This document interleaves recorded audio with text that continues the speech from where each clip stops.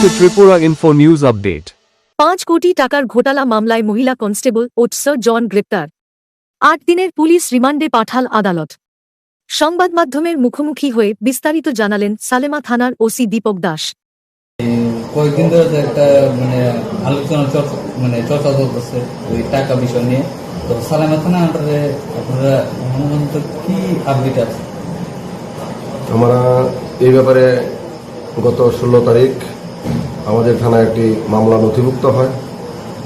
এই মামলার পরিপ্রেক্ষিতে আমরা গতকালকে অজিত দেববর্মা নামে একজনকে অ্যারেস্ট করি এবং আজকে আরেকজন ওনার স্ত্রী মেনকা দেববর্মা ওনাকে অ্যারেস্ট করা হয়। এই আজকে উভয়কে আমরা মাননীয় আদালতে প্রেরণ করি 10 দিনের রিমান্ড চেয়ে। যথারীতি মাননীয় আদালত আমাদের পুলিশের আবেদনে সাড়া দিয়ে তাদের 8 দিনের পুলিশ রিমান্ড মঞ্জুর করেছেন। এখন ওনারা আমাদের সালেমা থানায় 8 দিনের পুলিশ রিমান্ডে আছে।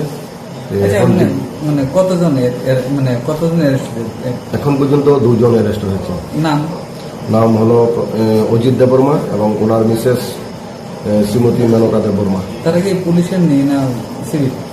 না, একজন অজিত দেববর্মা উনি টিএসআর কর্মরত আর মেনকা দেববর্মা উনি পুলিশে কর্মরত। আচ্ছা, ওই টিএসআর ওনার বাড়ি?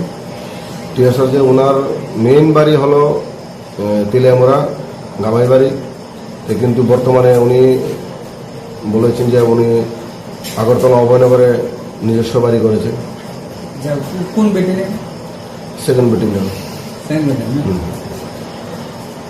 To Tripura Info and press the bell icon so that you never miss any latest updates and news on Tripura.